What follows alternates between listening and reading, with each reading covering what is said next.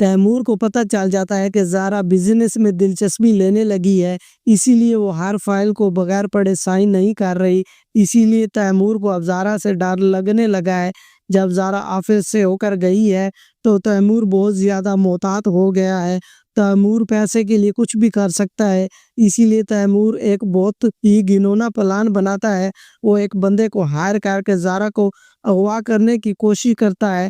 ادھر سے تایا کہتا ہے کہ میں نے تم دونوں کو USA کے ٹکٹ بک کروا دی ہیں، 2 ماہ کے لیے تم لوگ باہر گھومنے جا رہے ہو۔ زارا کہتی ہے لیکن تایا گھر پر پیچھے آپ لوگ دونوں اکیلے کیسے رہیں گے؟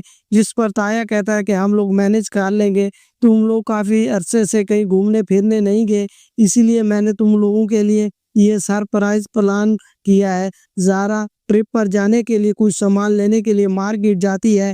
تیمور اپنے بندے کو کال کرتا ہے اور اسے زارا کی لوکیشن بھیجتا ہے اور وہ بندہ سیدھا زارا کو اپنی گاڑی میں بٹھاتا ہے، کسی انجان روڈ پر گاڑی لے جاتا ہے۔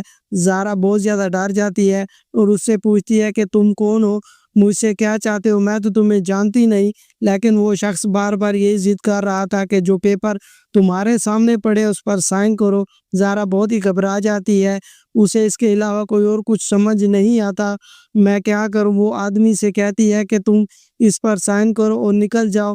جب زارا کہتی ہے کہ اگر کیا میں اس پر پیپر پر سائن کر دوں تو پھر تم مجھے جانے دو گے، وہ آدمی اسے کہتا ہے کہ ہاں پہلے تم اس پر سائن کرو اور پھر چلی جانا۔ زارا اس پر سائن کر دیتی ہے اور وہ بندہ پھر زارا کو جانے دیتا ہے۔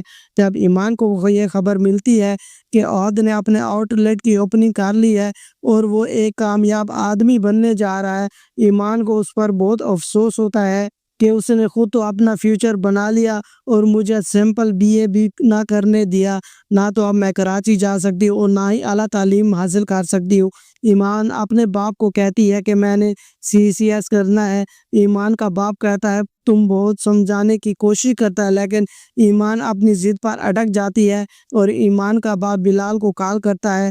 بلال ایمان کے پاس آ جاتا ہے اور اس سے کہتا ہے تم نے عہد کی آؤٹ لیٹ اوپننگ کا سنا اور ادھر تم نے CCS کرنے کا فیصلہ کر لیا ہے، اور بلال اس کو کہتا ہے کہ آپ کو اندازہ بھی ہے کہ آپ کتنی بڑی بیوقوفی کرنے جا رہی ہیں۔